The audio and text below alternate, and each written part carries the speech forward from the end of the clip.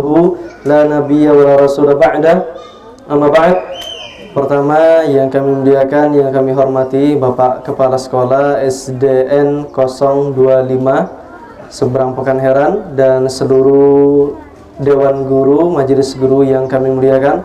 Yang kemudian yang kedua yang kami banggakan, adik-adik peserta didik, siswa, murid-murid di SD Negeri 025. Apa kabar adik-adik? Sehat semuanya? Sehat!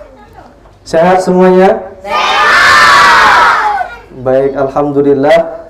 Pada kesempatan kali ini kita mengucapkan rasa syukur kepada Allah Subhanahu wa Ta'ala dengan banyak-banyak mengucapkan alhamdulillah. Banyak-banyak mengucapkan alhamdulillah. Adik-adik yang dimuliakan Allah dan seluruh Dewan Guru, kita bersyukur kepada Allah Subhanahu wa Ta'ala karena Allah yang pertama sudah menciptakan kita. Allah yang mewujudkan kita seperti ini. Allah yang memberikan minum kepada kita, Allah yang memberikan oksigen kepada kita. Alangkah kemudian Allah Maha Pemurah memberikan begitu banyak hal-hal yang mungkin kalau kita sakit, oksigen itu dibayar mahal atau tidak? Mahal. Tetapi Allah kasih oksigen itu gratis, bisa diambil kapan saja, bisa kemudian dihirup kapan saja, dan itu suatu hal yang patut kita syukuri. Jadi adik-adik yang dimuliakan Allah, yang kedua salawat serta salam kita haturkan kepada Nabi besar Muhammad sallallahu alaihi wasallam. Kalau Ustaz mengucapkan Nabi Muhammad, maka ucapkan sallallahu alaihi wasallam. Kenapa? Karena Rasulullah sallallahu alaihi wasallam bersabda, "Bu'dan, amat sungguh celaka." Nah, siapa yang celaka? Dia yang ketika disebut di sisinya namaku tetapi dia tidak menyampaikan salawat kepadaku, maka bu'dan, sungguh amat celaka, kata Rasulullah. Maka ketika Ustaz ucapkan Nabi Muhammad, maka ucapkan sallallahu alaihi wasallam. Jadi adik-adik, pada pagi hari ini kita akan membahas satu sosok mulia yang amat luar biasa keadaannya. Seorang manusia yang disebut dengan insanul kamil, manusia sempurna yang pernah ada di muka bumi. Seorang manusia yang menjadi idola kita semuanya. Dulu adik-adik, mau dengar cerita Ustaz? Mau adik-adik yang dengar cerita Ustaz? Jadi saking spesialnya manusia ini, bahkan batu dan pohon kurma pun pernah menangis karena sosok manusia tersebut. Rasulullah SAW punya beberapa akhlak mulia. Nah, akhlak itu akan kita bahas pada kesempatan kali ini. Pertama, Rasulullah itu orangnya lembut hati dan tawadhu. Lembut hati dan tawadhu. Nah, lembut hati dan tawadhu. Suatu ketika Rasulullah SAW, adik-adik, pernah didatangi oleh seorang wanita. Jadi setengah duduk Rasulullah bersama para sahabat, datang seorang wanita membawa jeruk, satu kantong, satu plastik jeruk dibawa kepada Rasulullah SAW. Ini kita bercerita bagaimana rasa lembut hati Rasulullah SAW. Dimakanlah, dibuka oleh Rasulullah satu persatu, dimakan. Habis satu biji diambil lagi oleh Rasulullah, dibuka lagi, dimakan. Sampai satu kantong itu, satu plastik itu habis semuanya habis. Jeruk tersebut dimakan oleh Rasulullah SAW. Nah, para sahabat tahu biasanya Rasulullah kalau dikasih makanan pasti ditawarkan kepada teman-temannya.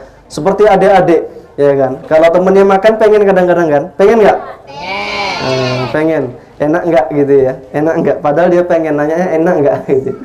Jadi Rasulullah ditanya oleh para sahabat, "Ya Rasulullah, biasanya kalau ada makanan engkau tawarkan kepada kami para sahabat, tetapi kenapa pada kesempatan kali ini ada seorang wanita membawa satu kantong plastik daripada jeruk, engkau habiskan semuanya?" Maka apa kata Rasulullah? "Ketahuilah para sahabatku, satu kantong plastik jeruk tersebut rasanya semuanya masam, Jadi aku habiskan agar tidak dicicipi oleh salah seorang di antara kalian, sehingga wanita tersebut ketika engkau cicipi, engkau marah-marah di depan wanita tersebut dan dia tersinggung. Malah dihabiskan oleh Rasulullah SAW. Satu kantong jeruk yang asam dihabiskan semuanya oleh Rasulullah SAW. Lembut hatinya, tidak langsung marah-marah. Rasulullah SAW juga mempunyai sifat tidak mudah marah. Dan Rasulullah bersabda, la takdob walakal jannah. Jangan marah bagimu surga. Adik-adik kalau mungkin dijali sama temannya, sampaikan kepada ibu guru. Jangan membalas-balasan. Jangan saling pukul-pukulan. Adik-adik yang di perempuan yang di belakang juga demikian. Misalnya diusili sama temannya, jangan langsung marah, kasih tahu sama guru biar guru yang menasehati. Begitu Rasulullah SAW. Yang kedua, Rasulullah SAW punya sifat dermawan. Rasulullah orangnya sangat pemurah. Suatu ketika Rasulullah pernah didatangi oleh seorang Arab Badui. Datang kepada Rasulullah, ya Rasulullah, baju yang engkau pakai bagus luar biasa. Bagus luar biasa. Kalau seandainya ibu-ibu mungkin, Bu, jilbabnya bagus ibu nih ya, Bu ya. Bapak jilbabnya pecinya bagus. Jadi Rasulullah pernah diuji seperti itu, dipuji oleh seorang Arab Badui. Lihat apa yang dikatakan, yang diperbuat oleh Rasulullah setelahnya. Rasulullah lepas bajunya sampai hanya menutupi daripada pusar sampai ke lutut. Pakaian dalam Rasulullah. Jubah Rasulullah dicopot, dikasih kepada orang yang memujinya tadi. Kenapa? Kalau orang memuji biasanya dia pengen. Sebagaimana adik-adik kalau dia punya makanan, ada temannya bertanya, enak bang, enak bang, dia artinya mau gitu. Kan ada ya Bu ya, biasanya ada adik ini ya, kalau dia lagi jajan, beli makanan di kantin, di warung, tiba-tiba dia bilang sama temennya, bang enak bang, dia artinya mau. Dan Rasulullah paling peka orangnya, tahu kalau temannya lagi mau, langsung dilepas oleh Rasulullah. Sehingga sifat dermawan itu bagi sebagian para sahabat, dikasih tahu orang Arab Badui tersebut, dipanggil, kamu ini nggak usah memuji Rasulullah. Rasulullah itu pantang dipuji. Kalau dipuji langsung dikasih. Jadi Rasulullah SAW itu apapun yang diminta kepadanya langsung dikasih. Nah, ibu-ibu dewan guru ada ndak yang bisa langsung dikasih? Kayak gitu. Ibu-ibu misalnya ya, dikasih sama, dipuji, Bu Rahma dipuji sama ibu yang lain. Bu Rahma jilbabnya bagus Bu gitu. Bisa ndak langsung lepas, susah ya. Nah, Bu Yusna Delita nampaknya gamisnya bagus ya Bu ya. Saya pengen Bu. Lihat Rasulullah langsung dilepas. Tetapi orang seperti itu ternyata ada di Pematang Rebah. Ada ibu-ibu pernah dikasih tahu seperti itu, langsung merubah hidupnya. Orangnya juga cukup dermawan. Ketika dipuji, Bu jilbab ibu bagus, langsung dilepas. Ternyata sikap dermawan tersebut juga ada dilakukan oleh orang-orang di Pematang Rebah ini. Maka adik-adik yang dimuliakan Allah Subhanahu wa taala, itu sifat kedua Rasulullah. Rasulullah orangnya amat dermawan. Dan kemudian Rasulullah SAW adalah orang yang rahmat bagi alam.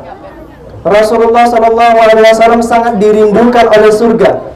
Suatu ketika adik-adik, Ustaz bilang halo, bilang hai ya. Halo? Hai. Halo?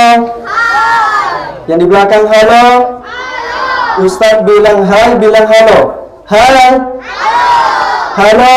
Hai. Konsentrasi. Rasulullah SAW pernah dirindukan oleh seorang anak. Anak tersebut masih kecil seperti adik-adik ini. Di dalam kitab Maulid Ad-Dibai diceritakan oleh Syekh Abdurrahman Ad-Dibai Az-Zubaydi, seorang ulama yang lahir di Zabid, Yaman, pernah bercerita, dulu ada anak kecil umuran sekitar 6-7 tahun, 5-7 tahun, kecil masih, seperti adik-adik ini. Ada rombongan yang ingin pergi umroh dan haji, ingin pergi umroh dan haji. Maka suatu ketika adik-adik yang umur 5-7 tahun tersebut datang ke rombongan. Pak, boleh enggak saya ikut pergi berhaji dan umroh? Kenapa kamu ingin ikut nak? Saya ingin melihat bagaimana makam Rasulullah SAW. Maka dikatakan kepada anak tersebut, wahai anak, kamu masih kecil, belum pantas untuk pergi umroh dan berhaji. kamu tinggallah di sini. Banyak berbuat baik kepada orang tua, banyak berbuat baik kepada guru. Kata Rasulullah SAW, kata seorang tua tersebut yang ingin pergi berhaji dan berumrah tersebut, diceritakan oleh Syekh Abdurrahman Ad-Dibai. Tetapi ternyata diam-diam anak tersebut sampai di Makkah, sampai di Madinah, sampai di kota Madinah. Taunya dari mana? Dia muncul tiba-tiba dari salah satu koper yang dibawa oleh jamaah haji dan umroh. Di koper tersebutlah anak tersebut dia tanpa makan dan minum selama 2 minggu. Dari Yaman kalau saat ini pakai bus sekitar 12 jam sampai ke Makkah. Jauh.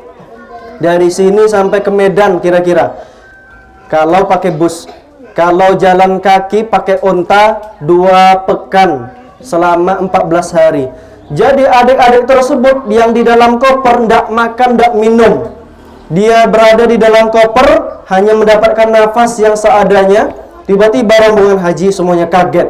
Wahai anak, kenapa engkau bisa sampai di sini? Aku naik ke salah satu tunggangan masuk ke dalam koper, katanya. Apakah engkau tidak makan dan tidak minum? Aku tidak makan dan tidak minum. Wahai paman, apakah tanah ini dulu Rasulullah pernah menginjakkan kaki? Maka seorang paman yang ditanya tersebut, betul wahai anak, tempat ini dulu pernah diinjak oleh Rasulullah SAW. Maka anak tersebut keluar dari koper, turun dari tempatnya, menginjakkan kaki di kota Madinah dan Makkah. Setelah itu dia menghembuskan nafas terakhir, meninggal dunia. Ketika ditanyakan sebelum dia meninggal dunia, dengan apa engkau makan dan minum? Aku tidak makan dan minum, tetapi aku merasakan selalu kenyang. Orang yang rindu dan cinta kepada Rasulullah SAW, anak umur 5-7 tahun tersebut meninggal dalam keadaan husnul khatimah. Anak kecil yang amat rindu kepada Rasulullah. Dulu Umar bin Khattab pernah bertanya kepada Rasulullah, pernah berkata, ya Rasulullah, uhibbuka fillah min kulli syai'. Aku cinta kepadamu lebih daripada apapun, illa nafsi, kecuali diriku sendiri. Tetapi apa kata Rasulullah? Wahai Umar, la, tidak wahai Umar, engkau belum cinta kepadaku. Tidak sempurna imanmu wahai Umar. Hatta akuna ahabba ilaika min kulli syai' wa min nafsik. Sampai aku engkau cintai lebih daripada engkau mencintai dirimu dan daripada sesuatu apapun. Maka adik-adik yang dimuliakan Allah dan seluruh majelis guru, tidak lengkap iman seorang muslim sampai dia cinta kepada Rasulullah lebih daripada walidihi, daripada cintanya kepada ibunya, kepada bapaknya, wa min kullin nasi ajmain, daripada seluruh manusia. Dia meletakkan cinta kepada Rasulullah setelah cintanya kepada Allah, dan tidak ada yang lebih dicintainya di atas Rasulullah SAW. Rasulullah SAW suka membantu orang tua, suka membantu rumah tangga istrinya. Ketika di rumah Rasulullah juga mencuci piring. Ketika di rumah Rasulullah suka menjahit. Rasulullah SAW manusia sempurna yang pernah ada. Kalau dilihat rumahnya amat sederhana. Rumah Rasulullah hanya sekian kali sekian meter saja. Kalau bunda, kalau adik-adik sekalian mau melihat, berdoa semoga semua kita bisa pergi berhaji, amin. Semoga kita semuanya bisa pergi umrah, amin. Kalau nanti adik-adik bisa menyempatkan diri pergi ke kota Madinah, maka dekat samping Raudhah ada di situ makam Rasulullah SAW. Intip makam Rasulullah dari lubang kecil. Disitulah dulu Rasulullah hidup. Disitulah Rasulullah SAW dulu pernah tinggal bersama Bunda Aisyah radhiyallahu anha. Rumah yang mungkin hanya kisaran 3 kali 5 meter saja rumah Rasulullah. Rasulullah tidak meninggalkan kecuali hanya beberapa piring dan gelas sama kendi untuk minumnya. Rasulullah tidur beralaskan ranting dan pelepah kurma, sehingga ketika Rasulullah bangun ada bekas di punggung Rasulullah. Ada bekas sehingga Umar bin Khattab ketika datang berjumpa dengan Rasulullah dan Rasulullah masih menggunakan pakaian yang sederhana, terlihatlah punggung Rasulullah berbekas. Rasulullah itu orangnya sangat sederhana, tetapi menjalankan sholat amat luar biasa kepada Allah Subhanahu wa Ta'ala. Rasulullah SAW ditanya oleh Umar bin Khattab, ya Rasulullah, tidakkah engkau bisa tidur Sebagaimana raja-raja Persia tidur ya Rasulullah menggunakan spring bed yang halus, menggunakan pakaian yang tebal, selimut yang enak, bantal yang enak. Tetapi apa kata Rasulullah? Kalau aku ingin melakukan seperti itu bisa saja wahai Umar, tetapi tidak, kehidupan kita hanya untuk ibadah. Rasulullah itu ketika masuk waktu sholat bergegas. Jadi adik-adik yang laki-laki, kalau sudah masuk waktu zuhur, jangan juga mengerjakan main-main yang lain. Bergegas. Apa kata Fatimah? Rasul, ayahanda, kalau sudah masuk waktu sholat, tanpa mengatakan apapun kepada orang yang di sekitarnya, Allahu Akbar, Allahu Akbar, langsung ditinggalkan. Jadi Fatimah, anaknya, istrinya Bunda Aisyah itu ditinggalkan tanpa berkata apapun, langsung memenuhi panggilan Allah Subhanahu wa taala. Begitu Rasulullah ketika dia ingin mengerjakan sholat. Rasulullah SAW orang yang amat mulia tetapi menjalankan sholat tepat waktu.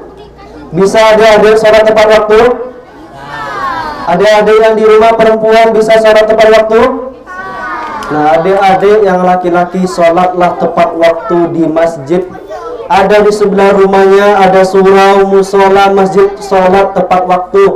Dan kemudian Rasulullah SAW amat menghormati orang tuanya. Adik-adik, ada yang di sini masih ada kedua orang tuanya? Angkat tangan yang masih ada kedua orang tuanya. Masih ada? Masih ada? Tahan sebentar. Rasulullah SAW adalah seorang anak yang lahir ke dunia dalam keadaan yatim. Umurnya 6 tahun, ibunda tercinta meninggal dunia. Anak yatim piatu tersebut tidak lagi mempunyai ayah dan ibu. Tetapi setiap Rasulullah, turunkan tangannya. Turunkan tangannya. Tetapi setiap Rasulullah SAW punya kesempatan untuk pergi ke makam ayah bundanya, maka mereka pergi ke makam ayah bundanya. Saat ini mungkin adik-adik masih ada kedua orang tua, tidak perlu bersedih, tidak perlu mendoakan orang tuanya pergi ke makam, tetapi datang ke rumah, cium tangan ayah bunda ketika pulang sekolah, ketika akan berangkat sekolah, cium tangan ayah bundanya. Ketika sampai di sekolah, maka pertama adik-adik, Rasulullah adalah orang yang sangat menghormati orang tua dan guru. Ibu susuan Rasulullah siapa namanya? Ada yang tahu? Siapa yang tahu nama ibu susuan Rasulullah? Siapa? Siapa? Yang melahirkan Rasulullah siapa? Aminah. Ibu sepersusuan Rasulullah siapa namanya? Hah? Fatimah? Hah? Siapa? Khadijah istri Rasulullah. Fatimah anaknya Rasulullah. Ibu yang menyusui Rasulullah siapa? Halimah. Halimah Tusa'diyah. Halimah As-Sa'diyah. Suatu ketika Rasulullah sudah beranjak dewasa dan diangkat menjadi nabi, Rasulullah pernah melepas sorban oleh karena kedatangan ibu sepersusuannya. Rasulullah sangat menghormati orang tua dan guru. Yang merawat, yang mendidik Rasulullah dari umur 0 tahun sampai disusui sampai umur 4 tahun adalah ibu sepersusuannya, yaitu Halimah As-Sa'diyah. Adik-adik, kalau sudah sampai di sekolah, pesannya berbuat baiklah kepada guru-guru. Ketika sampai di sekolah, cari ibu guru, cari wali kelas, salam tangannya, cium tangannya, sampaikan keluh kesah kepada guru-guru kita. Kalau seandainya anak murid pun mengeluh, maka ibu guru semuanya siap menampung daripada keluhan anak-anak murid. Kalau ada ibu guru yang sedang meminta bantuan, maka bantulah ibu gurunya. Kenapa? Ibu guru adalah orang tua secara ideologis yang membentuk karakter seorang anak. Orang tua mungkin dia melahirkan kita ke dunia dan dia mengeluarkan dari alam rahim ke alam dunia, tetapi tidak para guru. Para guru adalah orang, adik-adik, halo? Halo? Kembali konsen ya. Para guru dia bisa jadi lebih mulia dibanding kedua orang tua, bapak ibu kita. Kenapa? Karena bapak ibu guru dia mengeluarkan kita dari kebodohan, mengeluarkan dari alam dunia ke alam akhirat menuju surganya Allah Subhanahu wa taala. Yang dididik adalah akal dan pikiran, sedangkan orang tua hanya menyediakan makan dan pakaian kita, merawat secara fisik. Tetapi tidak para guru, dia membentuk karakter seorang anak. Para guru dia membentuk bagaimana agama seorang anak menjadi baik. Oleh karena itu, hormatilah orang tua yang ada di sekolah, yaitu para guru. Adik-adik yang dimuliakan Allah Subhanahu wa taala, Rasulullah sallallahu alaihi wasallam seorang sosok manusia sempurna yang sekitar 1493 tahun yang lalu lahir. Seorang manusia yang lahir tanpa bapak, sangat rindu dia sama bapaknya. Seorang yang lahir 6 tahun kemudian ibunya meninggal. Seorang anak yang 8 tahun kemudian paman umur 12 sampai 8 sampai 12 tahun pamannya meninggal. Kemudian ketika menjadi nabi, Rasulullah SAW ditinggalkan oleh istri tercinta. Seorang yang selalu merasakan sedih dalam kehidupan, tetapi tetap berjuang menyampaikan kebaikan kepada orang lain. Adik-adik siap menyampaikan kebaikan sama teman-temannya?